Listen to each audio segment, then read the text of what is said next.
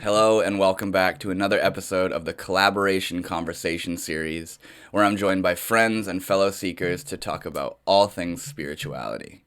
And in today's video, I have joining me Simon Brown from the lovely YouTube channel Awake Here and Now. Now, as it goes with a lot of the guests on this series, the way I stumbled across Simon was he just happened to pop up in my recommended one day.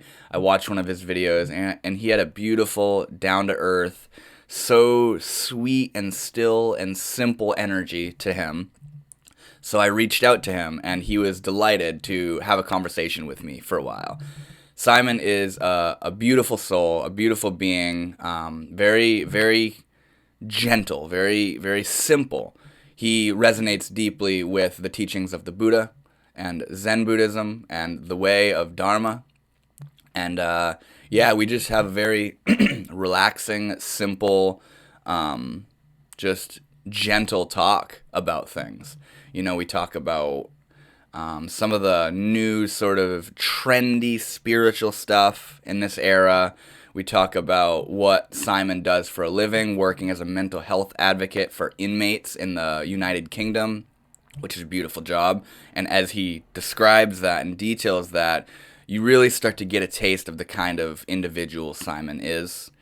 We talk about really what we feel this world needs the most in this time.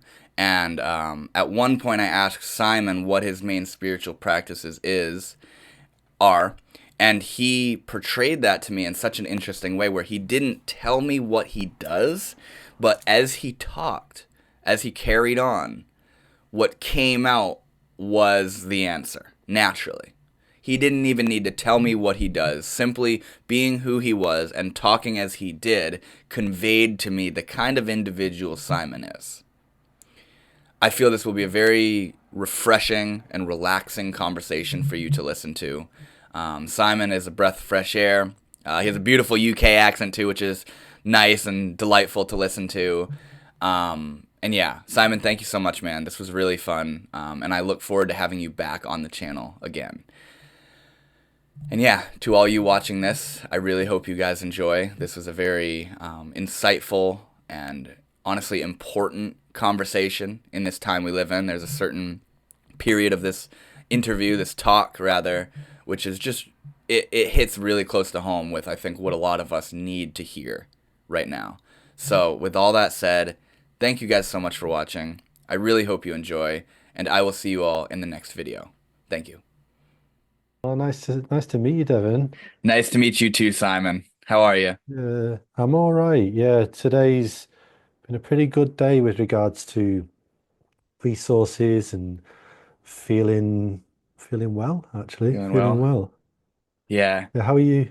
I'm doing good, man. Very glad to be finally meeting with you. Yeah, it was probably a couple weeks ago. I think it was a video of yours called Zen in Every Moment, something Oh like yeah, that. yeah. And it Yeah. just happened to pop up on my feed, and I don't remember what space I was in when I watched that video, but it was just what I was needing to hear in that moment, and it was the epitome of Zen. It was so grounded and simple and Yeah, yeah. sweet and just very pure and clear. And although I don't even really remember the content of that Mm, video was what inspired me to reach out to you and want to have a chat with you because there was just that's how it goes, man. I see somebody like this and it's like yeah, I want to talk with them. You know what I mean? yeah, I do. Yeah, following your instincts. I love that. It's kind of feeling that resonance in the heart, isn't it? Where it, well, to me, when that happens, it feels like the universe is sending not so subtle invitations to connect. Yes. It's like something beyond me knows that there is an opportunity here for, well, I mean, I could say growth, but not personal growth, but like something more than the sum of its parts to arise. It's probably the case for you as it is for me as you get, let's say, more awake. I don't know, there's a bit of a weird way to say it, but as you go on this path even further, you start noticing the invitations even more. So you kind Yes. of, I think they've probably always been there. in life, but we've been so kind of like narrow in our views, Hmm. so wrapped up in our minds and in our identities that we miss the invitations to explore. So it's really great to, yeah, to heed the calling, so to speak. Thank you so much for joining me, man. It It's really my pleasure. it really means a lot. Have you got Yeah. Baba Ramdas behind you? I can see Baba Ramdas Oh, and Nareem. No, yeah, Neem Curly Baba. Yeah, and Karoli Baba. Yes. That's it. Yeah. So, Yeah, beautiful. that's my little bhakti station. Yeah, Yeah. I absolutely adore them. Ram Dass and Mm, that whole lineage me of too. bhakti, devotional Hinduism. Yeah, it means the world to me. And Oh yeah. yeah, man, that's what you were just talking about is why I love this Mm, collab situation thing that I have on my channel because it feels like such a wholesome and beneficial way to utilize social media these days is meeting individuals like yourself or stumbling across individuals like yourself and being able to go, you know what? I'm gonna reach out to them and we're gonna talk and have a conversation and make it available to any and everybody who's looking and interested in watching, you know. So I love it so much. Social media, it's most definitely a double-edged sword, you know, but it's something where, like with a lot of things, if it's used mindfully and with positive intention, it can mm, help us and others greatly, you know, and yeah, that's why I like this so much. yeah. Lovely. Yeah. I mean, double-edged sword is a great way to describe it, isn't it? It's kind of like it's almost like you have to hack the system with regards to the intended use of social media in order to bring out the humanity. Because actually, and this is what I kind of find fascinating in what I've been doing online, is that it's so clear to me, it's felt very clearly that actually content on YouTube or platforms like YouTube and Instagram, really, they're kind of poisonous. Like at their Yeah. core, they're consumer platforms, and that doesn't mean that they're inherently bad, but they're built around a like a foundation of consumerism.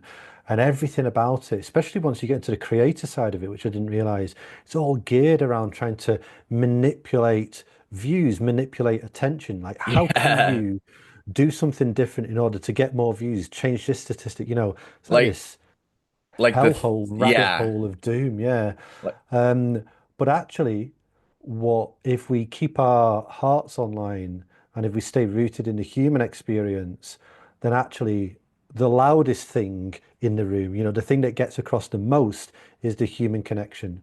It's got a totally yes. different flavor to the likes and the subscribes and the shares when somebody like you reaches out and says, "Oh yeah, there's been a human resonance here. My heart is connected with what your heart is sharing," and it's incredible that across this digital medium, a very human experience can still blossom, even though everything about the medium is designed to negate that, which is Yeah. fascinating. Shows like the power of, yeah, awake human connection. Yeah, and it's wild to think that you said where you're over in the UK right now, and it's That's right. Yeah, 5 hours ahead, and I'm over here uh-huh. on the East Yeah, yeah, Coast, you know, and we're yeah. here in this moment together. You Yeah, know what I totally. mean? And Yeah, yeah. yeah, it's beautiful. Oh, But yeah, I yeah, agree. about like the toxic nature of social media and like you were saying, the creator side of it, like the clickbait and the Mm, thumbnails, and like I made a video not too long ago making fun of the clickbait and the thumbnails and all that stuff. Like I made the cheesiest, cringiest thumbnail I could with like you know how you'll see like red mm. arrows and circles and Yeah, areas and like yeah. a you know what I Like a mean? And yeah, yeah, like a exactly. shocked face kind of thing. Yeah, yeah, And yeah. then like the title like it will give you goosebumps and shit like that. Yeah, You yeah. know, it's Instant total clarity guaranteed in yeah, right. direct transmission of pure Dharma. Yeah. It's like, yeah, okay. Yeah, Yeah, and yeah, like, yeah. or it's like this video was, if you're seeing this, this video is for you, Oh and man, I cannot even get into that. That's a whole new thing, isn't it? It's just like spiritual edging. It's really, really fucked up. it's Like absurd. I've only seen that recently. I spend probably more time in it, like on YouTube, let's say, as than I would probably like, really, because now I'm putting content into the Yes. world. Can't help but be on the platform a little bit. But yeah, seeing these things that are just like, you're about to have this experience. Like, Yeah, what right. the fuck is that? Yeah. It's like I don't even understand what it is. It's just the same as, well, it's exactly the same as consumerism and sales and markets and Yeah. capitalism. It's not, there's no difference to that. It's like, oh, I'm going to promise you a better future if you watch this. And that future is not only good, it's better than materialism. It's like a spiritual higher dimension. In fact, Yeah. well, you could go to 4D, but I'm going to take you to 5D reality. 5D reality. Or like Oh, yeah. the Galactic Confederation told me to make this Yeah. video for you. It's like, okay, so Yeah. I do my best not to Mm, yeah. insult or make fun or light of other people's interpretations of spirituality and these Yeah. kinds of things. But man, Yeah. Yeah. I can say from the depths of my heart that I don't resonate with a No. lot of what I see. You know, Well, it's not personal. We're not being personal. I'm not personally saying this individual is like this. right. What I'm saying is that that message is delusional. And it is. Yeah, It is right. totally delusional. Right. In the same, like from an awakening point of view, it's delusional in the same way that being a successful businessman is delusional when we're talking about being ultimately contented. I say ultimately, trying to find lasting peace and ease, because that's why we're doing this, isn't it? We want to try and find something lasting that's going to give us Yeah. peace and ease and connection and a life of meaning, a well-lived life of meaning. With regards to that, then these yeah, this spiritual edging thing is just as delusional as any other kind of self-help promise because it's trying to say, don't be who you are right now. Don't investigate your reality right now. Yep. Let's move out of that and project into a future, and I'm going to give you the future that you want. And Right. it's like it's an age-old formula. You know, we've been seeing that formula in advertisement for decades, for as long as we can take. And it's, well, for me and for most of the people I speak to in the Western world, it hasn't delivered permanent satisfaction. So, yeah, I mean, it's worth bringing up for sure Yeah. that actually, even though it might seem like it's promising a better life, anything that's other than the investigation of your life as it is right now, it's a hiding to nothing, really. Mm-hmm. Mm-hmm. Like yeah, like seeing videos like this video has been waiting for you I know, yeah. and And they like get a lot of views. They get like 150,000 views, yeah, dude, and yeah. it's like what am I doing wrong? Shit, you know what I mean? Well, that's because people would rather, I mean, you can feel it in yourself, like people would rather um, kind of be teased with the promise of something to come which will, and that promise is fixing all your shit, basically, isn't it? It's like all your shit will be fixed if you just do these things. Yeah. That's much easier to do than to sit patiently and investigate your own experience with patience and calmness and understanding, Yeah. and also look at your actions and the consequences of your actions. You know, that's really what the spiritual life requires. Yet that's hard. Yeah, Yeah, that takes exactly. takes Exactly. continued commitment. So therefore, it's a lot easier to just watch video after video of future promises, you know. And I Right. get it; it's nobody's fault.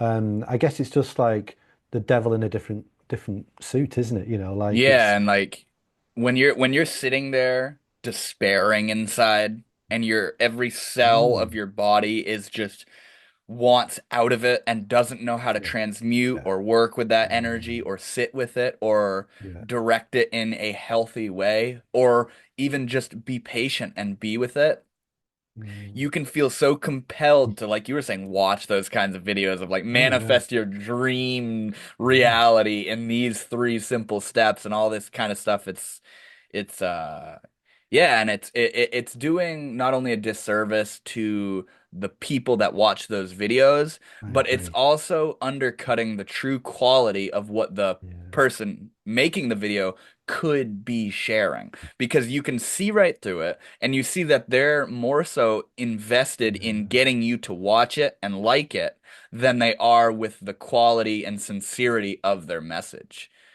Mhm. and they could be talking about something beautiful and fundamental and very important to be shared, but Yeah. it's got this overarching narrative of I want you to watch this, please. Mm. Subscribe to my channel. I need Exactly. you to like Yeah, this video. You know what I'm saying? And it I do.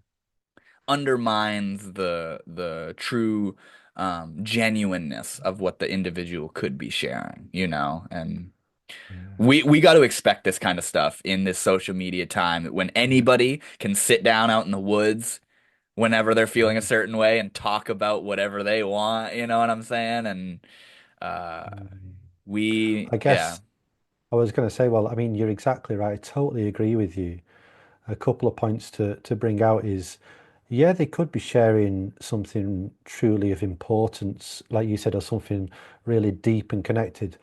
Or they could just be sharing something as an alternative, just deeply human and mundane and simple, but rooted in truth, hmm, like something that isn't transcendent, isn't trying to get out of the human experience, is deeply rooted in the human experience. Because actually, when others hear that, they connect. They go, "Oh, you're going through that as well, because I'm going through that too." And yep, actually, I don't feel so alone anymore. And I think that's an important quality with people, well, with anybody who's portraying to be themselves online as opposed to being a character. If you're portraying to be yourself online, be as yourself as you possibly can. yep, Be as like hold a litmus test to everything that you put into the world and say, you know what? Is this really a representation of my values at the time? Because values hmm, change all the time, but my values and my truth at that moment, is that really what I was going through? What I was experiencing? Or am I curating something to be consumed? And I'm not saying that one is wrong. I don't mean that at all. But I think with regards to the spiritual realm, let's call it the spiritual realm of kind of like self-help and healing and well-being, yes, yeah. I think probably the more authentic sharing is probably the most useful. Yeah, I feel like that's what we need, like in regard to spiritual healing and mental health. We need For sure. rawness and realness and cut the ego games, cut the consumerism. Speak from your heart. If you're not feeling good, speak from that place. If you feel Yeah, called I to share agree. something, speak from that place. Don't Yeah, don't totally. don't make it look pretty, don't dress it up. And that's something I've experienced quite a bit, is like this sort of perfectionism. There's been many times where I wanted to make a video, but I wasn't ready to make that video. And so what resulted was me sitting there and like a robot trying to force out the video, and Yes. then sometimes a 30 seconds in, other times 10 minutes in, I just stop the video and I'm like, this isn't real. I mean, this Yeah. isn't where I want to be coming from, I'm trying to force it, and I'm I with you. ha Sometimes, yeah, sometimes the muse sings for us, doesn't it? Like actually that creative sharing energy. Sometimes it really wants to communicate, and other times it just doesn't. And I think it takes a Yep. lot of courage. I say a lot of courage. I mean, it's relative, isn't it? We're only talking about making videos, but still, it takes a lot of courage to say, you know what? I'd rather put nothing into the world than to put a, yeah, this manipulated, And almost co tainted. yeah, coercive kind of message into the world. Because Yeah. actually, we can see that the entire, at least in my experience, you could say the entire world of mind identification and suffering that, people like Ram Dass and myself, I know you speak about, and being free from that. It's important that, yeah, we're not involved in continued coercion. It's about cutting through that, Yeah. like that joint collaborative ignorance with Yes. something that's true. And if that means actually silence sometimes, then yeah, it's we should heed that and listen to that. But that's not so good for the one or the memory of the one that's here that wants validation. And that's why it's quite tricky, isn't it? Because actually, if I, like you said before, like if you put a video out that's got some corny content, let's say, and it gets 200,000 views, then that is apparent, it's apparent validation, isn't it? So like the egoic self, the more self-centered part of us goes, I want more of that. Right. But what's interesting is if you've been in that situation and you've got more, it's kind of you can really feel that you don't actually get anything. If you sit with it long enough, sit in the body and really notice what's going on, you notice, oh, there's nothing here. I don't actually feel better. I don't get anything. I see numbers change on the screen, but that I don't get any lasting well-being from Yep. this. Yep. But it's so funny that the narrative says that you do. So then if we don't heed that feeling, we just follow the narrative and go to the next one and the next one Yeah. and the next one. Yeah. Literally just the other day, actually, I was looking at my YouTube channel and I was seeing I only get a couple likes and a handful of views and Mm, stuff. And I started to like get down on myself, oh, I'm not famous. I'm yeah, not good enough. This isn't a yeah, good yeah. channel. But then I was like, whoa, whoa, whoa, whoa, whoa. What? I was like, this channel for the past almost 4 years has been Mm, nothing but my heart and my love. And it's beautiful. that channel is like my channel is like talk therapy. Like what we're doing right now and everything Mm, I share, it's been my journey of awakening and sharing and mm, expressing and creativity and fun. And it's like my virtual diary. And I mm, realized that what's important is the quality of what I'm sharing, the intention of why I'm sharing it, and the yeah, fact that it's there and available. yeah, It has nothing to do with getting 1,000 subscribers or 2,000 subscribers or 1,000,000 subscribers and that the same mm, goes for the views as well. It's not about that. 100,000 people watching your video doesn't say anything other yeah, than it's been seen by 100,000 people, you know? exactly. And yeah, it's about the availability of it. I feel so good inside knowing that what I've offered is there and available, and it has nothing to do with the recognition by people you don't even know. You know what I mean? I do. Um, And I'm grateful for you for following your heart and listening to your heart and resisting that because, as I mentioned earlier on, everything about these platforms is geared towards the opposite of what you've just described. yeah. Everything about them, Give every me single views, thing give me about them. views, give me Yeah, views, it's yeah. all geared towards a fake, like a false implied value system Yeah, that and I is mean, if you're trying to make a created around, live, yeah, if you're trying to make a living off of haha, it, yeah, that that is a lot of pressure on you to keep the content up, keep the watch time up, keep the videos coming, keep the likes coming and the mm, subscribers. yeah, That's where it starts to yeah, um, interfere. Not for everybody though, not for everybody. Some people, mm, it's like the making a living off of it is the side effect that they would like to like, hey, like this is what I'm doing. So if you appreciate this stuff, continue to help me out. That's okay. And then they carry yeah, on with the yeah, real essence of what they're saying. But when you're trying to yes, force people, give me yeah. money so I can talk, you know what I mean? Like Uh, it's it's especially tricky yeah, when we're talking about spiritual matters, let's say, because actually it's the right. business of Dharma, isn't it? Like actually how turning enlightenment into big business is problematic for sure. You Yeah. know, like especially when we think about the nature of, well, you probably know from watching some of my stuff is that my kind of teaching, foundational teachings have been in Buddhism, in the Hmm. Buddha Dharma that's been shared, but it all points to the same liberation, the same truth, same freedom. But actually, in the Buddha's teachings, he talks specifically about the poisons of greed, hatred, and delusion. And actually, how can we be free from greed if we're trying to make profit from something that is free? So the Dharma, the truth of an open, liberated heart is always free. It's our birthright. It's a gift, like the Buddha talks about the Dharma being a gift, the highest gift, the gift to be given freely and shared amongst anyone who sees the truth. So when we turn that into profit making and to business making, even though a lot of people might not be able to feel it or see it in their own experience, it'll have an effect on what you're sharing. Yeah.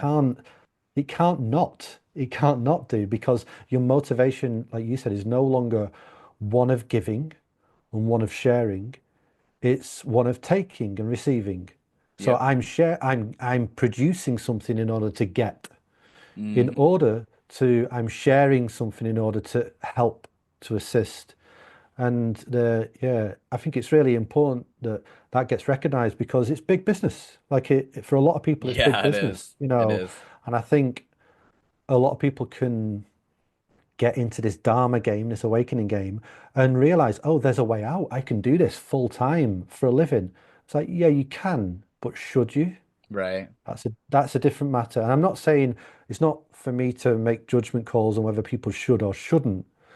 But for me, when I've explored that in my own experience, which I have, well, there's a number of things that have come up for me. I won't go through them all, but mostly it's down to the fact that actually it's too sticky. It's too sticky. How can my heart be free to share compassion and love and generosity when it's rooted in making a profit? And wanting. Like, Yeah. yeah, Yeah. it just doesn't seem possible for me.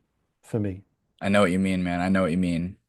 It reminds me of I think it was some sort of Zen story of this seeker who came to a Zen master and said, "Listen, like I want to get enlightened. I want to reach liberation. Um, if I practice with you, how long do you think it will take?" You might even know this story. And the Zen Yeah. master says 10 years, you know? He says, and the seeker says, 10 years, holy crap. Like, well, what if I try harder than all of your students and I focus ardently and sternly and I do everything I can to get enlightened? How long will it take them? The master says 20 years. Yeah, I love it. Yeah, yeah, and I love it. the essence is that if you have one eye looking at the goal, you're only left with one eye to actually do the practice, to focus on the Mm. practice itself, you know? So forget about the goal, forget about the profit. It's not about Yeah, that, you know what I mean? And yeah, I do. we're both well aware that for a lot of people, it is about the profit, you know? Yeah. But Simon, what tell me a little bit about you. Tell me a little bit about how old are you? I'm 45 years old. 45. Tell me a little bit about what Simon has been through. You said you're over in the UK. Yeah. Yeah, what's this journey been like for you, man? Yeah, it's interesting. I have so a lot of the people that I've spoken to, one-to-one in groups and I communications with, a lot of people are really interested in my awakening story because that's kind of a thing, isn't it? Like people sharing awakening Mm. stories. Yeah. And I think there's a lot of value to them Hmm. in one regard. And specifically because actually at a certain point, when there's so much doubt and you're unsure on the path, to hear people's awakening stories, it can build so much confidence that this is real. This is a real thing. I can actually, I'm on a real path, I say real, but it's not just pie in the sky fairy tales. This is something that can really come to Yeah. fruition. But for me, there's enough of that now in the world without me sharing mine. But what I will say is that actually it's not been dramatic, as in, that's not true, sorry. It's been dramatic, but it's not been a dramatic sudden shift Yeah. where, people talk about yeah, they were doing this inquiry practice, and all of a sudden they saw, like through all of the mind identification, saw that they were no longer their thoughts. They immersed into the emptiness of a ground of being and all this kind of stuff. And I have had people say that they felt a lightning bolt shoot through their head and, rainbows start coming out their ass. I don't know, like Shakti something. rushing up their Yeah. spine. Yeah. And that happens, to some people that happens, Yeah. like when Yeah. people talk Most about definitely. these sudden Kundalini awakenings as well. I mean, for me, it's not been like that. It's Hmm. been meticulous, gradual, consistent practice. Yep. Um, and yeah, what it's resulted in is over. So you could say I've been practicing meditation and Buddhism and Dharma practices for like 25 years, roughly, Yep. about 25, 26 years. Well, what it's been is just this continual, gradual, so gradual that at points I couldn't see it, but Yep. gradual shaving away of self-identity, you know. And yes, there's definitely been shifts. And what I mean by shifts is, where all of a sudden the way we took life to be is completely different. Yep. And what I took myself to be is no longer the case. But actually, like anything, anything that comes passes away. So any experience that arises, like, oh, all of a sudden I'm now seeing things clearly. Well, actually, the way things are then, or being seen then, they naturally move and shift and change. Life is dynamic. Yep. So yeah, it's been a lot of the time after that, re-engaging with the practice. Well, how do I then turn back towards the Dharma, back towards being, back towards truth, and continue to open my heart? So it's been a long process of that. I mean, to give people a bit of context, is that my life is nothing extraordinary. It's not a special thing. That doesn't mean I don't value my existence and the preciousness of my own life and this experience, but I'm not some kind of uh, Californian like shaman woodland guru who like sits in his infinity pool and like listens to whale song. I'm not, that's not been my experience. You know, there's quite a bit of that kind of stuff, is this aspirational awakening kind of thing. Yeah, But like that's where just not the you case. give it up, give it all up at the feet of God and go live in a cave and then yeah. Yeah. Or the flip side is you get a lot of people involved in the wellness, like the well-being and wellness movement that are actually they're rooted in quite a lot of privilege, you know, and that privilege has afforded them a lot of time to explore, which is fantastic. My life has been pretty normal, not privileged, not destitute, been kind of worked most of my life, had some shit jobs. I've had a lot of shit jobs. Got a good one now. You know, What do you do now? you know, I work as a mental health advocate in a Wow. forensic mental health ward.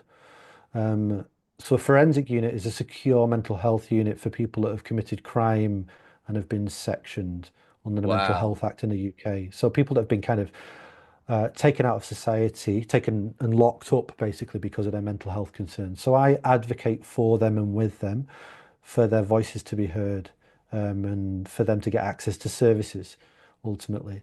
And it is so good. It's easily the best job I've ever had, but Wow. it's a challenging one. It is a Yeah. challenging one.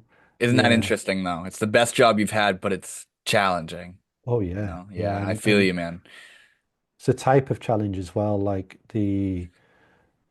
It's not the challenges in like I need to get all my ducks in a row and get like deadlines met and get Right. this spreadsheet to make sense or make the books balance. It's not that. The challenge is how can I be without judgment, with an open heart, with a human that's deeply suffering and consider their real needs and do that in an environment that has got an element of risk. You know, there's a varying degree of risk, but there's a real risk to it as well, you know, like so that's interesting. Watching, they're saying like reactivity in the body, you know, a lot of the spiritual path for me has been noticing where the body and the mind reacts to the moment and wants to move away from it. I know you did a video very similar to that recently, didn't you, about being able to sit with the experiences that make you want to Yes. pull away from the moment. Yep. So for me, that's a core part of the spiritual life.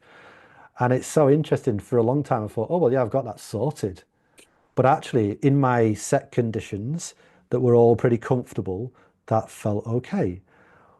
Just shuffle the conditions around a little bit. And then all of a sudden, it's like, oh, things start lighting up. And there's nothing quite like being on a mental health ward with a lot of psychotic patients to get your reactive self-protective mechanisms Wow. flaring up. Yeah. Yeah. So it's been Wow. a fascinating journey, this work that I do. Um, and it's difficult. I mean, you might know I've had a few health concerns recently, which means that I'm having to like cut back a little on my availability for it. And that's challenging, you know, to find something that I love that I'm not fully able to do. I can't do a 37 or 40-hour week now. You know, I'm having to scale that back a little bit just because I don't have the energy or the capacity. Um, so yeah, it's an interesting it's an interesting job. But I've Wow. kind of avoided your question about me really. That's I've okay. just been Hey, all it is you, man. All you could ever yeah, share is that's you true. and where That's you're true. coming from and what you're feeling and what you do and all of it. Mm. Um, And I think a lot of it's kind of covered in my content, especially with regards, I don't talk about specifics, but I do talk about having experienced trauma in my life and also been having worked through addiction issues in my life, Hmm. so I've been addicted to substances and I've a lot of there's been a lot of healing from post-traumatic stress and complex post-traumatic stress due to trauma and early life experiences. That's been something I've been working with as well. And I like to talk about that quite openly, not necessarily about the specific instances, but what I'm going through. So a lot of my content has that flavor through it. So, um, if people are interested in a little bit more of that side of me, they can just have a look. There's a playlist on my YouTube channel that's entitled Trauma and Mental Health, so they can explore that part of it as well as me sharing about awakening. Yeah. And I'm probably guilty in the sense that I didn't do enough of my homework of who it was that I was Yeah, interviewing, of watching more of your content. But I yeah, kind yeah. of like that Mm, because I like to learn about you here and the now, yes. as opposed Yeah, to sort of, like you're gonna interview an author, so you read a couple of yeah, their books or something, you know what I mean? But yeah. I like the newness and the unknown and the Me mystery of too. it. Me too. And this isn't academic, is it really? What we're doing, it's not an Right. academic thing. It's Now we're just hanging out. totally, yeah, it's totally felt as well, isn't it? So actually, the sincerity of feeling is where the real magic comes from. Hmm. You said you've been involved with spirituality for roughly 25 years. Yeah. What are some of the main spiritual practices that you implement? I mean, you mentioned Yeah. meditation and the Dharma Yes. within Buddhism. But yeah, what are some of Yes. the things you do in your daily life or when you're faced with Mm. hardship and those kinds of things? Yeah. It's an interesting thing because that changes so, and it's probably the same for you. That changes so much along the path, doesn't it? Yeah. Like, so what I was doing 5 years ago, 10 years ago is so different Yup. to my practice now. But I think what's everything, as in every kind of practice, be it formal or informal. What I mean by formal is whether it's a sit down, carved out piece of time Yep. where I'm practicing whatever that means, or it's just life. Yeah, because I mean, Practicing. yeah, because actually there's not really much difference to be fair. So it's just life, but it does show up as more sit down practice, meditative Yep. practice sometimes, or if it's movement, or if it's practice at work, practice at play, practice in relationship, it's all deeply rooted in mindfulness, Yep. deeply rooted in mindfulness. And I think we hear so much talk about self-inquiry, which Yes. is kind of comes out of the Advaita schools. And I know Ramana Maharshi and Sri Nisargadatta kind He's of famously. right There we there go. is right Hey, there. dude. He's got his nappy on. Yeah, That's and awesome. so he was so beautiful in a way in that he kind of brought about this method of inquiring into the nature of selfhood, and the nature Yep. of being. But I think what's missing in a lot of the teachings that we see nowadays is having a mindfulness practice. So the ability to be with experience mindfully without too much reactivity, to notice what's going on with nuance and subtlety. So it's like the pillar, it's the absolute root of everything that is experienced and also the root of all of my practices. Because actually, and I would say this is the case for everybody, without that, you will find yourself lost at sea at some point. You just will. Yeah. Like the forces of delusion and the habits of body and mind are so strong. They're Oh, so deeply rooted. so strong. Oh yeah. That And that's what this is all about, mm, is to do our best to not get lost, because mm, when you get lost, yeah. you live in hell. You live in agony, Mm, you live in totally. despair, and when you're Yeah. in despair and hell, that's all you offer to others is Mm, a more concreteness yeah. of their hell, That's it. and Yeah. that's what this is Well, it's all like about, man. doors being shut, isn't it? Like doors of availability or options in life. When you are lost in that and you're not aware of whatever that hell, as you described, Yeah, is, and yeah, it can be so many flavors, but if you're not aware of that, then you're lost. You're lost in a chain of reactivity, yeah. and you'll become. the one who suffers always. Yep. Whereas what mindfulness does as a practice, when it's more deeply rooted, is that we can notice, I'm lost. Just that glimmer of insight. Oh, it's happened again. Yep. That is a door opening, isn't it? As Yep. opposed to the door being shut, we can go, oh, so now what? Yep. So instead of being totally gone, we go, oh, okay, notice this repetitious habit kicks in and I've just caught myself in the middle of it. And now I've got a choice. A little space has opened up. I can see what's going on. What do I do? And this is where we can cultivate different practices, but without that core of mindful attention, Yep. we just get lost again and again and Yes. again. What's so fascinating is that, these self-inquiry methods that, Ramana Maharshi um, spoke of, and more modern teachers like Angelo DeLillo speaks about quite a lot.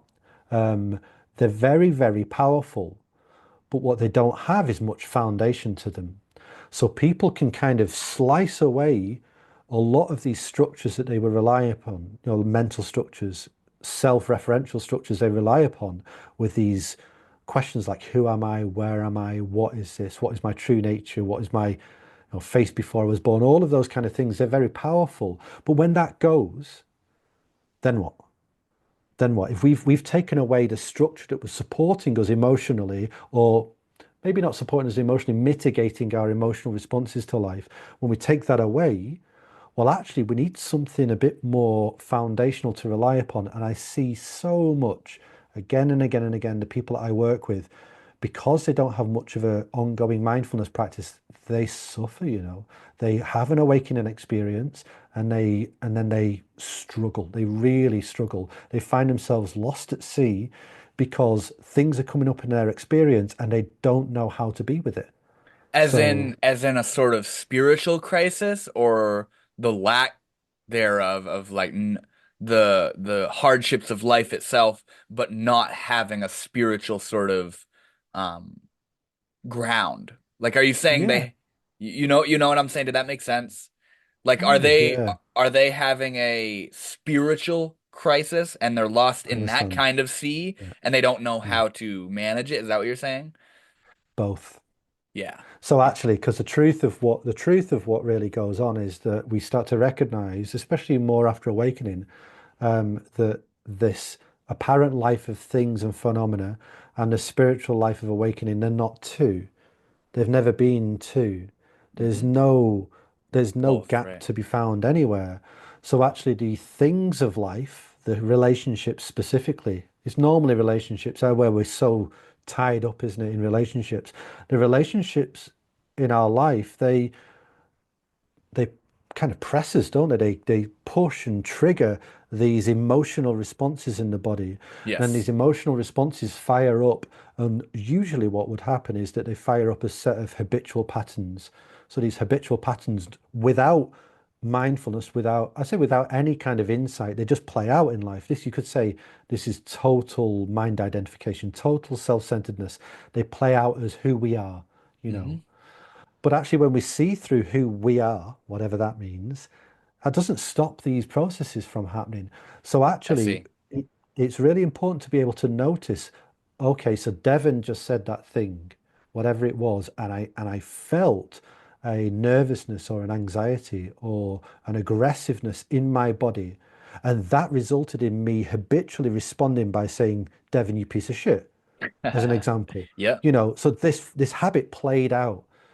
But so many people, because they've not got more of a foundation in just practicing presence, Yeah. they miss it all. They miss that thing that's just so they come to me and say, listen, I've had this spiritual awakening thing and I saw like my true nature and now I am lost in habitual reactivity and I don't know what to do. So then actually a lot of the time I spend with people is let's take it back to basics. Let's go back to the beginning and let's just build some basic skills, as in what to do when something difficult arises. So if there's a difficult emotion, a difficult feeling, a difficult sensation in the body, well, not just difficult, any sensation in the body, how can we sit with it mindfully and notice it without reacting? Wow. This is like basic skills, I would say, in the spiritual world. I said the spiritual world, there's no such thing, but in all Eastern spiritual practices, this is foundational. In Advaita, in Dharma, in Zen, this is foundational stuff. But because it's not spoken about and taught much in online, we kind of go for the jugular and go, yeah, let's just uproot the self.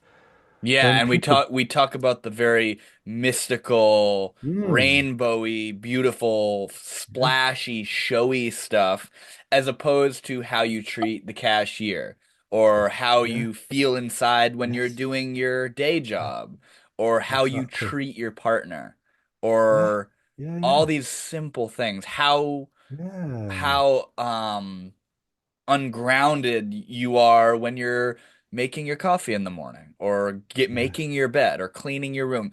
That's where it's at, man. That's where it's at. And exactly.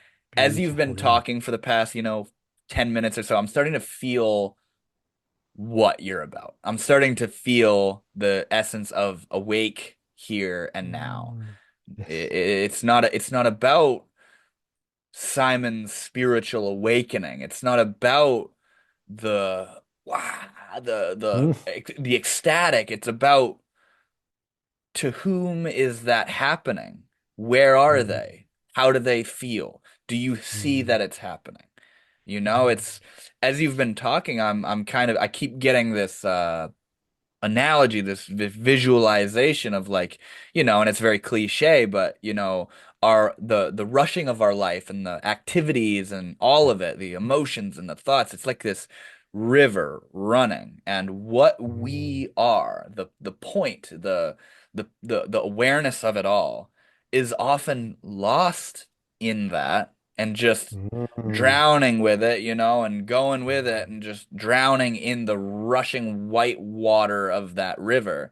But mindfulness, awareness, once you've tuned into the fact that it's possible, that the potential is there mm, to see it, it's like a constant array of hands offering, like on the bank of the river, where you can step out and see, holy crap, mm, look at that river. Look at that mm. river. What a And beautiful analogy. That is so yeah, and lovely, yeah. it's always there. There's always the branch to grab onto. There's always the rock to get caught on, to see that you're in a rushing river. There's always the Mm, hand to pull you out, to sit mm, on the shore and say, wow, this is intense. I was just in that. I was just drowning in that, and yeah. like, notice how the river is still going. The pain and the anger and the despair and the or the Mm, euphoria and the bliss, it's all still going, but there's a level or a dimension or a seat within us somewhere that is able to see what it is that we're experiencing. And I guess you could say that's kind of like the epitome of what we would call self-awareness, where rather than being just lost and not even cognizant of the fact that we're here, we have mm, and possess this ability to see that it's happening. And mm. what I've been feeling that you're really touching on is that that's the way out. Maybe the way out isn't the way to describe it, but that's the way. That's the way. That's the way. That's the way. That's the way. Exactly. Exactly. And like, Yeah. if you haven't developed a um sort of mindful context in which to observe what's happening, Mm, then you're at the whim of those reactive thoughts and emotions. And I've had mm, this far out visual before, that our thoughts and our emotions and the way we feel within mm, is it's like atomic bombs going off. It's intense. It's lots of energy. It's lots of inertia. It's lots of energetic momentum that drives us to say things and do things and spiral down certain rabbit holes, and it can get really nasty really quick. And the yeah. idea of the atomic bomb is like it's a lot of energy within, and Yeah, it yeah, would be in all of our best interest to learn how to see what the mind is doing and not be at the whim of it, not be so lost in it. mm, You know what I mean? And that's I know, yeah. Beautifully put. Yeah, yeah. I really love your visual metaphors, and like the way that you're describing. So interesting, isn't it? Because when the Buddha talks about enlightenment, he talks about resting on the other shore. Quite literally, like there's a Hmm. number of times he talks about actually, yeah, no longer being in the torrents, finding rest on the other shore. And the other shore, which is, well, it's an impossible thing to describe what the other shore is, but it's the shore that isn't self-centered, mind-identified, samsaric suffering. It's altogether, well, free. Is altogether free. It's Hmm. free of being the one that suffers because of life. It's free to be um, a life with all of his experiences without having to, well, without having any suffering really. And it's interesting when I say that because I am a little bit wary of saying life without suffering because I know some people go, oh, yeah, great. Well, I want that because I know I did. I was well into that. It's like, oh, life without suffering. Yes, please. That sounds amazing. But what I mean by that is that we don't suffer because we know that every aspect of life, the joys, the sorrows, these atomic bombs that you talked about, all the emotional content, all the physical content, it's naturally this way. And when we notice that it's naturally this way and it doesn't define us, we're free to live life fully without Wow. it without it being a problem, really. It's only when we believe that life shouldn't be like this, these Yeah, experiences of life exactly. shouldn't be like this, then actually that's the only way I can navigate that. If I believe life shouldn't be the way it is, the only way I can deal with it is to imagine a self, basically, because I need some agency. If life isn't the Wow. way I want it to be, or if life is seen as a difficulty, in order for me to play the game of samsara, I need to have imagined agency. I need to have an agent, which is the imagined self, isn't it? It's the me that pushes against or pulls towards. Without that, then actually, like you said, you recognize you don't need to push away. You don't need to pull towards. You don't need to view life as a mistake that is Wow. happening to you. You recognize the truth that you are all of life happening and it is perfectly natural, even when it hurts. Hmm. Even when it hurts. That's totally part of this. And it's interesting because actually at some point, the more we are able to immerse ourselves in this flow of life, this natural flow of life, without the delusion that this isn't us or it's against us, the more we're able to, well, we find freedom, really. It feels like there's a freedom in just living the simplest of moments. And these moments feel like a blessing as well. That's the other thing that Mm. comes from it. When they're no longer seen as the seeds of my destruction, like the problem that I have to fix, then actually the difficult conversation with my partner, as an example, is seen as a beautiful kind of shade or a tonality of the symphony of living. Wow. It's like just Wow. one little kind of trill or movement in the music of life, which is there to be engaged in and enjoyed, as opposed to a problem that needs to be fixed. Wow. It reminds me directly of a quote from the Tao Te Ching, which says, "When beauty is seen, ugliness is created." And that's the sort of the not only the reality of it, but the birth of duality, where when you see something beautiful, Yeah. you've created the contrast to that, which is ugliness. Mm. And I yeah, do know. And I yeah. was just going to say it's pertinent at that point to interject and say, and that's okay. Hmm. Because actually what we get a lot in non-duality circles is, and therefore you've fallen into duality and you're a bad spiritual practitioner, you've done it wrong. It's like, Duality no, is dangerous. That's yeah, yeah, yeah. exactly. Whereas actually, no, that's That's crazy. totally natural. Yep. It naturally happens this way. But when we see that it's not only that way and we're not lost in the duality, then we're free to play in the apparent duality of this and that, Right. self and other, like life and death. We're Right. able to play in the apparent duality because we know what our true nature is, and that is not bound by dualistic concepts. Hmm. So yeah, it's got a different flavor to it as opposed to, oh no, duality is bad, non-duality is good. It's like, well, actually, there's duality, apparent duality arises ceaselessly, whether you like it or not. If you've got a human See, experience, that's where it's at, man. That's where it's at. yeah, There, if you want to get on the talk of non-duality for a moment, because I did see in your sort of description on YouTube that that's one of your philosophies that you resonate with. I recently yeah, had a collab like what we're doing right now with a non-dual extremist. yeah. Yeah, I don't know what that they means. they I Isn't that a mean. duality? They consider themselves a radical non-dualist. And Yeah, needless to say, Simon, it was a far out conversation because yeah. I I love and vibe and dance with the duality of life. But Mm, she was like out there that this isn't even happening. There is mm, no one. The past and future are non-existent. There is nothing happening. There is no mm, universe. There is no you. There's no such thing as reincarnation because yeah, there's nothing even it's none of it's real. None of it's real and none of it exists. And I mm, can say that there is a sort of refraction of my consciousness where I can see into the truth of how it's sort of empty. It's equal. It's neutralized. There isn't mm, something else.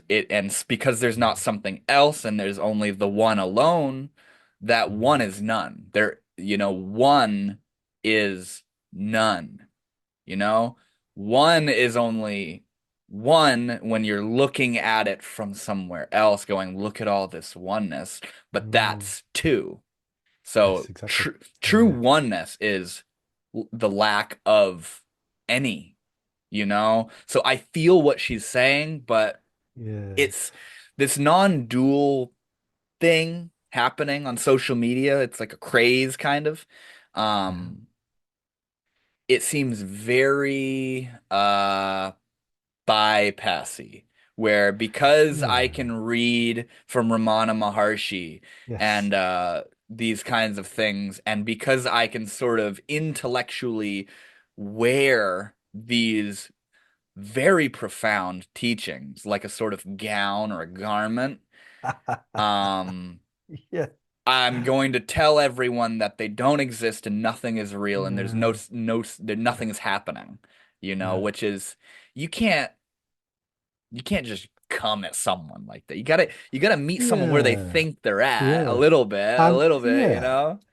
I get you completely. I mean, I've spoke about this a little bit in the past. I probably won't speak about it too much more, but I think it's worth noting as well is that um, that thing that you're describing, radical non-duality, it's nihilism. Yeah, And it was very well, it is. negative. It's a denial of the existence of everything. That is the definition of nihilism. And this has been discussed in spiritual traditions for thousands of years. And it's also been negated by uh, those that speak about the awakening of the heart. So in Buddhism, you could say the Buddha Gautama, but also in Advaita teachings, they don't teach nihilism. So you could say traditional Advaita teachings, so non-dual teachings, they also don't teach that either. So this is very much a modern take. Yeah, it's It's called a modern take. Neo Yeah, Advaita. Yeah. yeah, and it's fine if you want, but it's just It's overkill, man. it's a way of viewing the world that gives the illusion of some kind of security by negating Yeah. hardship. Yes, exactly. But Exactly. actually, so it's interesting to go, oh, nothing exists, and yet they need to then go to the toilet and take a shit. It's Yeah, like, okay, exactly. And the way yeah, that that's described, not only taking a shit, but pain and sadness and heartbreak and being arrogant yeah, and oh yeah, all these things and falling in love and all yeah, these things are once you sort of ask them about it, yeah, that turns on the radical non-dualist button where they say, "Oh, that's that's it. just spontaneously arising phenomena. Yeah, That's yeah, nothing at all. It's happening yeah. naturally. It's Well, just." it's You know, and and that's a it's a cop yeah. out. It's a cop Total out. cop out. Well, I Yeah. mean, it's a lack of responsibility for your actions, aren't it? So, like, Yeah, there are yeah, con right. we can, so like me using radical non-duality as a like a justification for me being a jerk does not help the world in any way. Now, that isn't for me to, because when I talk, say I'm interested in non-duality or non-dualism, I'm interested in traditional teachings, and I'm interested in interested is a difficult word, but there's very much a non-dual aspect of this truth of awakening. Absolutely. So the Absolutely. non-dual aspect is points right back to the term Advaita, not two. It's not two. It's not So two. anything, any way that you think it is, it's not that way. Because if it's a certain way, it's immediately dualistic. So for instance, if nothing exists and not, so that's again, you're just leaning hard on one side, aren't you? So it's very proper, you could say, in Advaita teachings to say, well, yeah, but that's not true as well. Yeah. So the thing you're resting on, this denial of existence, that's also not true. So, but people, Denialism. yeah, I know. I mean, I get it. I get why, because actually it's much easier to do that than it is to open the heart to suffering. Because actually the truth of experience, the truth of a human experience is that yes, we are not uh, just these mind identified personalities that are Mhm. separate, and we suffer. There is Mhm. difficulty, there's struggle. We all grow old, get ill, and die. You know, these are the truths that are observable. We can see them. So actually, the calling of the heart is one of compassion and opening to life, of real non-separation. So the non-separation where the heart knows suffering in another, and compassion is allowed to well just be it. It just naturally arises. That's very different from, like you said, the denial of somebody's experience. Like Yeah, and it seems so mean. It's just kind of mean. mean. Yeah, Just like a mean thing. Yeah. like Don't really get it. you ask them, well, what's the practical way in which this is implemented so that you can be of service to Yeah. others? And the answer, there are no others, so don't worry about it. You know, and it's far out stuff. It's far out stuff, and I think our ability to understand the teachings and philosophies Mm. of literal saints is we need to be careful because Yeah. we're taking knowledge, wisdom from God intoxicated individuals who are actually Mm. in that space speaking from truth. And then Yeah. our egoic, separated, pain-ridden minds, like I said a Yeah. moment ago, hide behind it. Well, Yeah. Ramana Maharshi said, you know, well, Ramakrishna says, Yeah. and yet these beings are actually there, you Yeah. know, and we're very quick to spiritually bypass and act like Yeah. we we we grab on to ideologies, you know, That's it. non-dualism, Hinduism, Yes. Buddhism, Christianity, Yeah. atheism, materialism. We grab, and everyone thinks they're Mm. right. Even the ones that say Yeah. I'm not right, deep down in the Yeah. back of their mind, they say, "Yeah, that's the real answer," because I'm Yeah. admitting Yeah. no one knows, you know. And everyone has Yeah. this feeling of Mm. righteousness, even if it's compassionate, soft righteousness. You know what I Yeah. mean? It's far Well, out. yeah, I mean, I feel you totally. And we could go in a lot of different directions here, but I think this is where what might be worth communicating though is that this is what you get when people no longer respect lineage. and they Yes. Yep. try to make claim as an individual to wisdom as being their own. Because actually, anybody who's found this path, anybody who's found a path of awakening, whether it's Advaita bent or non-dual bent or Dharma bent or Zen, whatever the flavor, Yep. it's happened because of an infinite number of interrelated actions and activities, and this truth which has been passed down from generation to generation to generation in so many different ways. So actually, for me, it feels really important for me to celebrate the lineage of where I've been able to gain access to these teachings because I owe them my life. I owe them my life. It has saved my life. As in, like, my life of suffering was so intense. You know, my habitual responses to suffering of addiction, um, and the way that I was living was so damaging that yeah, could quite easily have been dead by now. Yep. Yet actually, because of the fortune of being able to find these teachings at certain times, then I've been able to find a different path. So therefore, exploring and celebrating the lineage is really important. I say Hmm. important not because I'm not trying to hold up and say this is the way. But what I'm saying is that actually, if you're not sure, go back to source. Look at what people have been practicing and sharing for thousands of years. Don't say, oh, I know it and I came up with it. And you're not you, and they're not them, and there are no others, and there is no this, there is no Don't that. It's like, cut the shit. Yeah. okay, well, what did Krishna say? If you're going to talk from an Advaita point of view, what did the Upanishads say? Like, read the Upanishads in detail. Like, yeah, but it kind of like 10,000 pages, and I can't be asked. I'd rather just deny your existence, you know?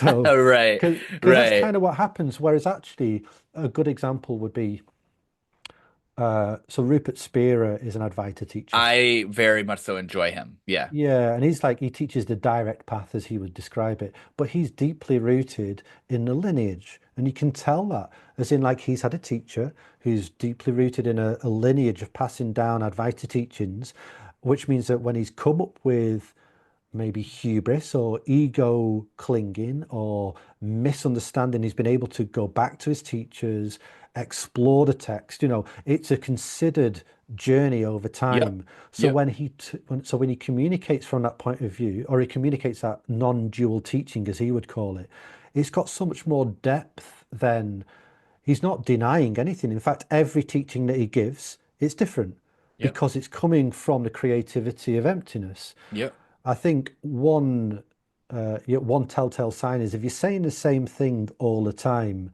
well, actually, you're just repeating yourself.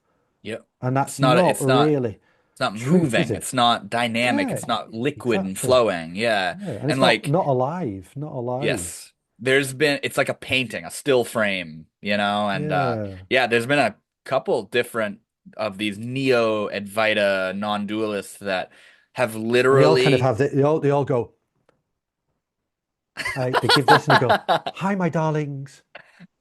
So, and then they they try go into to this. they try to have those sort of deep spiritually like mindful eyes like like they This, are God, like yeah, sorry, I don't know what I'm doing now. Yeah, I um mean, I dude, get no, it, and there's been a couple of these people who have literally gone insane. Like oh yeah. one of the guys, More than a couple. I've yeah, seen they end up a in a lot. mental hospital because they Mm, don't actually believe in what they're talking about, but they're mm, forcing they're probably messing with their mm. neurological psychological being so much that they become so derailed from how their heart and mind actually feels Yes. that they literally Yes. drive themselves into a state of manic Yeah. psychosis That's because it. Yeah. they're like and I had uh a period years ago, within the past Yeah. 5 years where I was working a lot with psychedelics and I was just sort of Mm, like forcing these mm, spiritual esoteric philosophies down my 17, 18-year-old throat, you know what I'm saying? And mm, I got very unhinged, very mm, ungrounded, very mm, discompassionate, very cutthroat. Someone would tell me they're depressed, and I'd say, no, you're not depressed. Like, there is no you to be depressed. And somebody mm, somebody would tell me, they're sad that they're loved one died, and I'd be like, well, if you just see that it's a thought form and give it up, you'll be free. Like, come on, man. I was Oh, that is gone, bro, so. gone. And the But past, that's pretty typical. What you're describing is quite typical of some yeah, it of is, the Neo-Advaita unfortunately. teachers, isn't it? It is, and it's such a shame, isn't it? Because actually, the human experience can be a rich, loving one that opens to all of life, not one that denies life. So Yes. actually, so yeah, and I've seen a lot of people, I've spoken to a lot of people that I've had to kind of safeguard and give interventions to. I say interventions as in safeguarding interventions. So they come to me for maybe one-to-one practice and advice and guidance, and I've had to say, this is not appropriate for you now. I recommend mental health care. Like, just forget non-duality, forget all of that Yeah, stuff. let it go, Just man. just go right to basics, be with Yep. family, be with friends, and get some therapy, because Yep. actually what the anxiety disorder that you had, or maybe the mental health issues that you've had, by latching onto a nihilistic view, it can become, well, deadly in some instances. It It can. can, because actually, if you're trying to negate these very real feelings of suffering by saying that you don't exist, I mean, it's so problematic. Whereas actually what you want is someone to validate you and say, actually, not only do you not exist, I'm totally with you in your existence, Like we're and here together. I'm so sorry you're going through that, and I'm going to be alongside you. Yep. And the heart knows that that's really what it needs, and The heart that's where knows the that. beginning of healing start. The heart can only open once it's seen, once we're seen, and you Yep. can never see someone if you're denying them. Yeah, and what's interesting is what sees you. If Yeah, there's no other, yeah, what is it to be seen?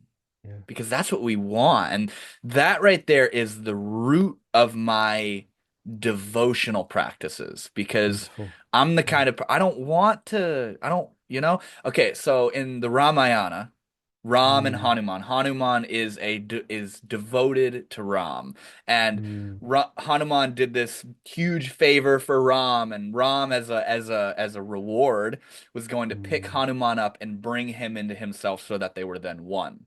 And Hanuman Yeah, pushed against Ram because he said, "No, I don't want to be one because I want to forever love you.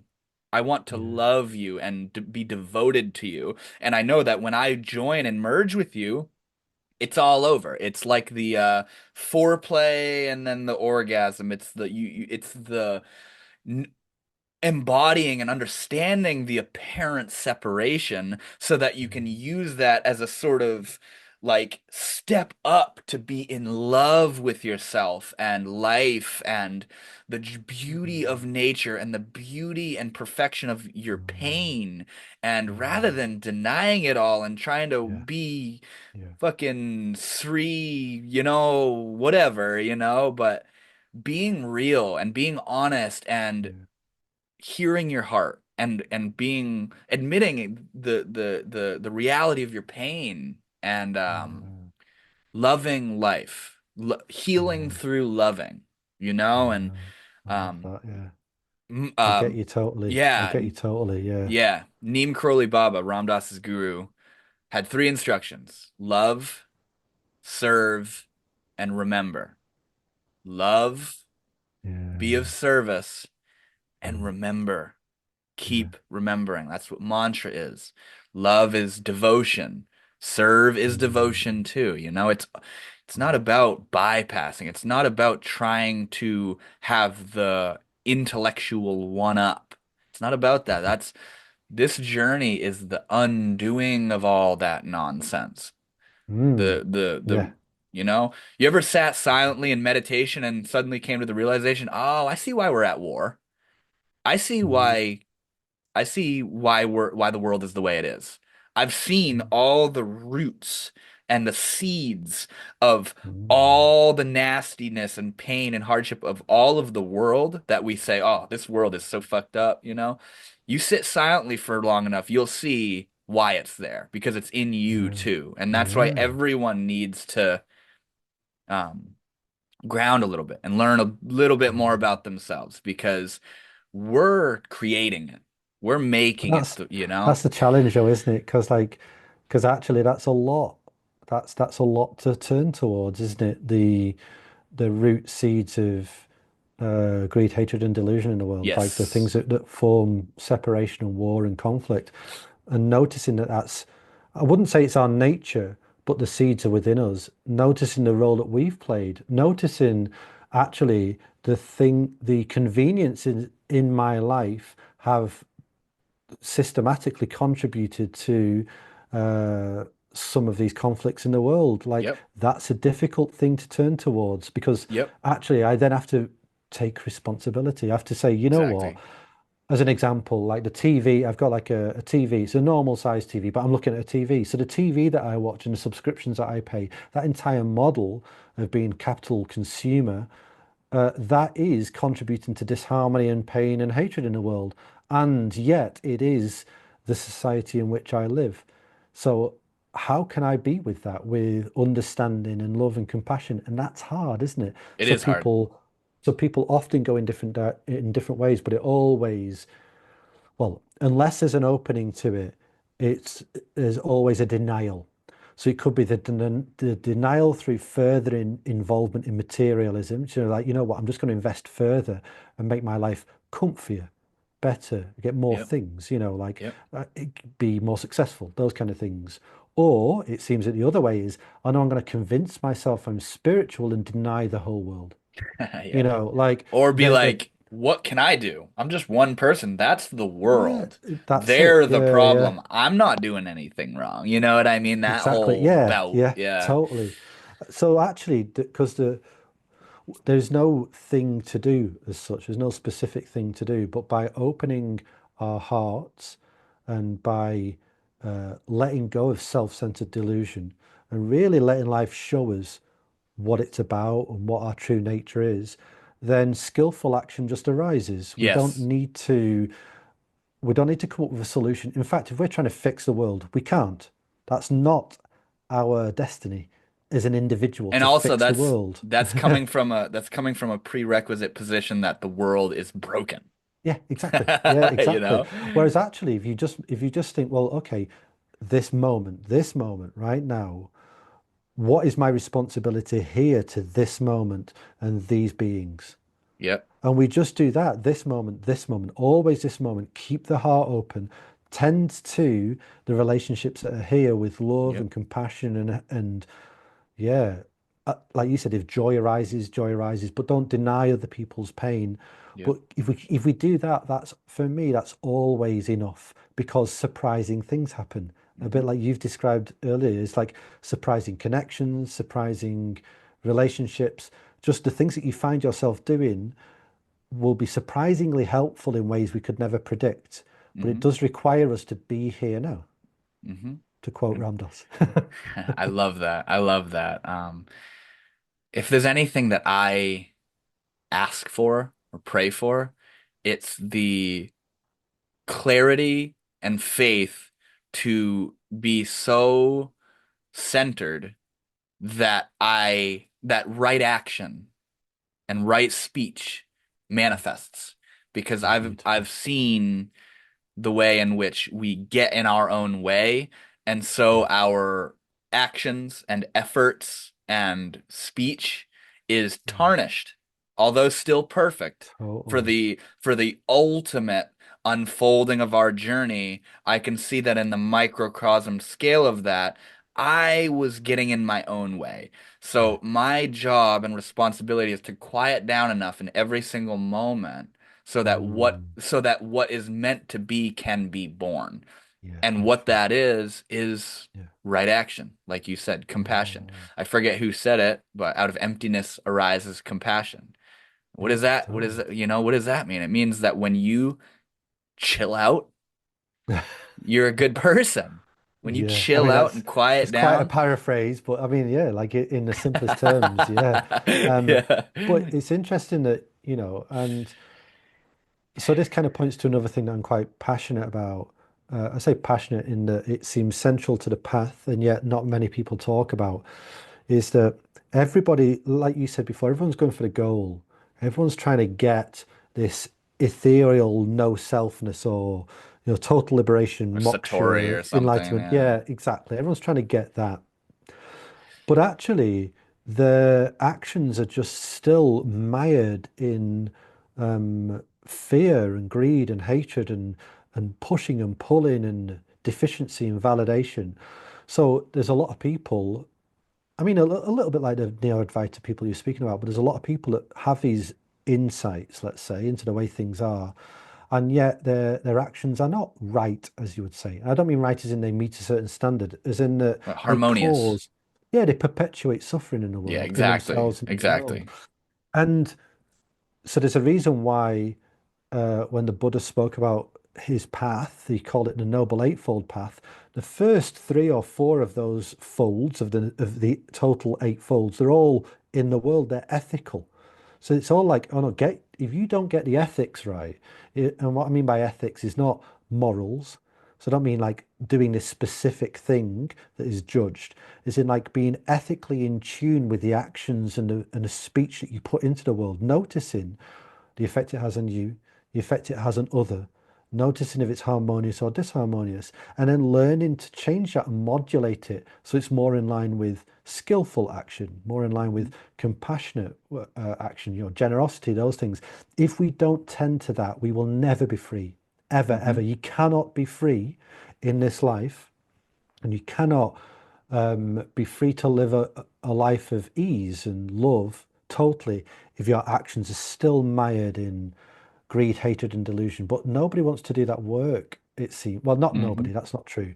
But that's the difficult It's work hard to because do that actually, work. Yes. and it goes on forever. That's the difficult thing. No matter what stage of insight you're at, it's just a more of an invitation to be closer and closer to the effects of your actions. So like with more and more subtlety. So actually we can feel almost microsecond by microsecond as we get further on the path, how these things that I'm doing, the words that I'm saying, how they impact the world.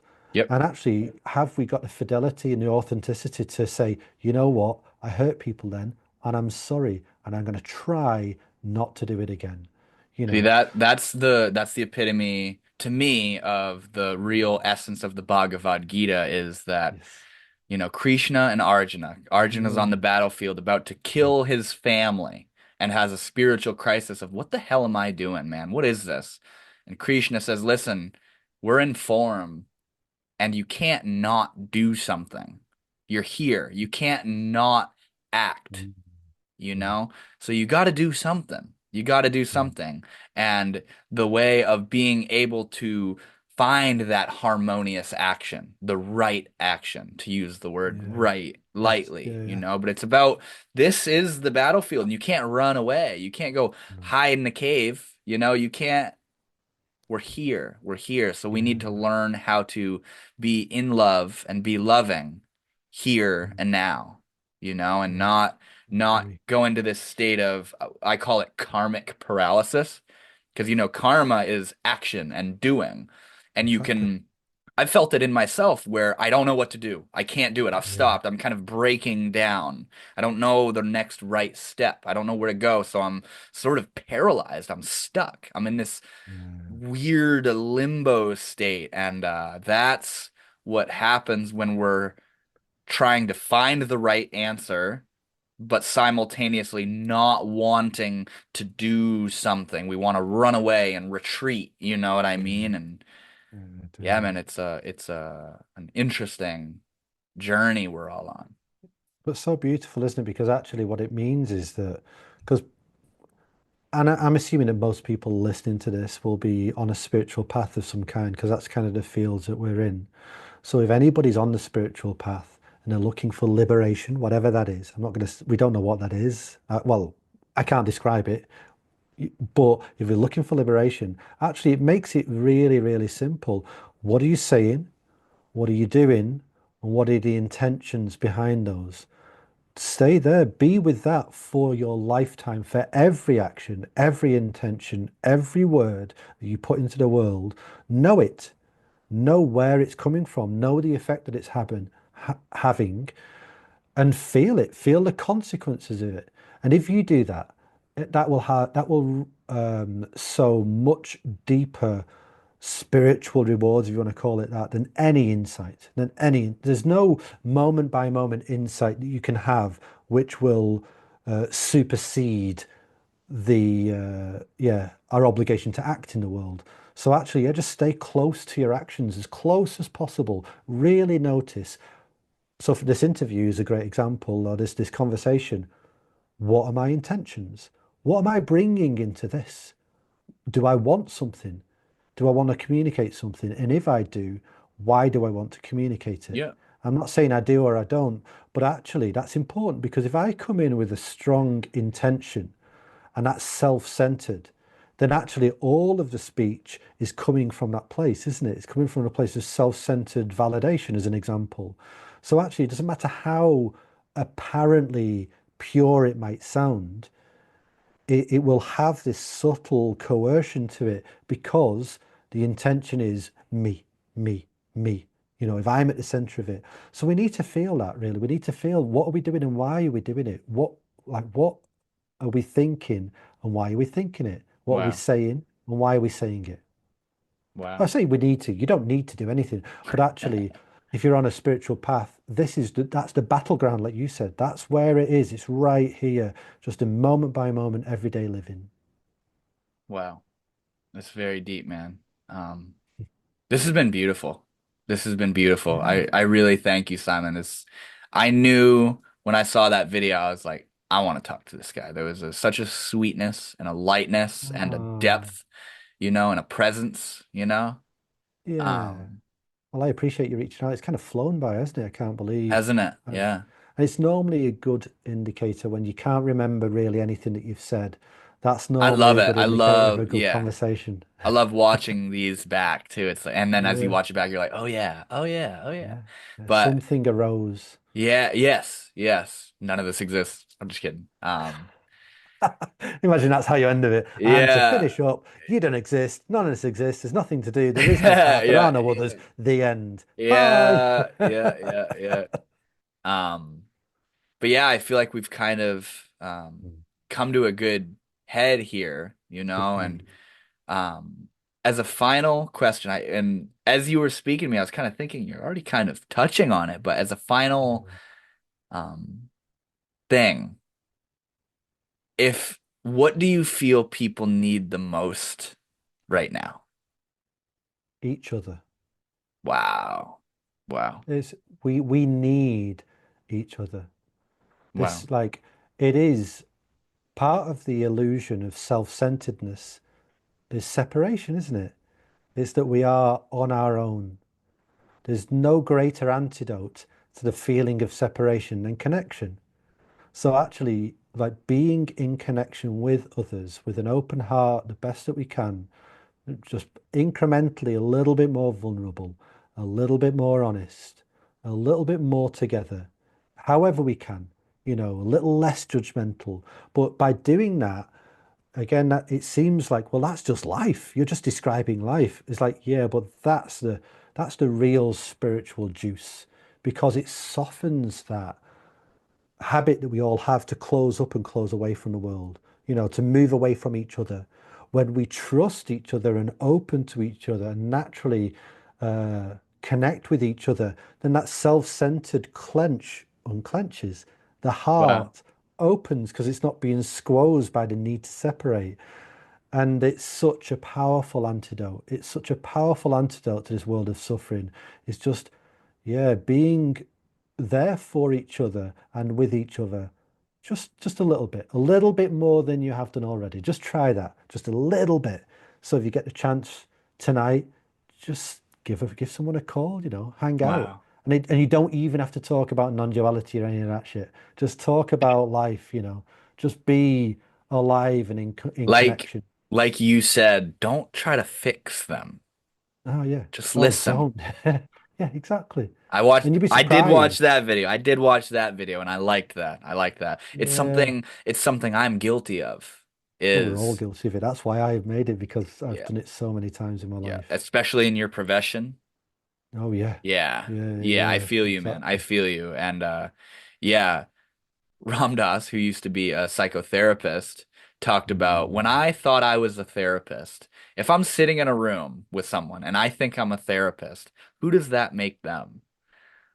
The patient, the one who needs help. Here, yes. let me Yeah. help you. And how, Yeah. yeah, yeah, it's a, when you offer something to someone because you think they need it, when you are Mm, the helper, that forces them into the shell of being the helped, which is yes. it's not where we want to be, you know? No. We just want to be seen, don't we? We We want want to to be be seen. And this seen. is why being with others without needing anything, it's such a powerful thing, just like not with any expectations of what I can get from the other, just to be with them and see what arises. And yeah, so that would be what, like, certainly the simplest guidance I could give is just, yeah, like we need each other. We We need do each need other. each other. Yeah. Wow. That's very down to earth and realistic. I feel that, and I absolutely agree. Um, Simon, thank you so much. My pleasure. Thank Thank you. you. It's been beautiful. Yeah. I can't wait to see you pop up on my feed again now. Oh, And nice one. maybe in the near future, we'll have time for another chat together. That sounds great. Thank you so much. Cheers, Devin.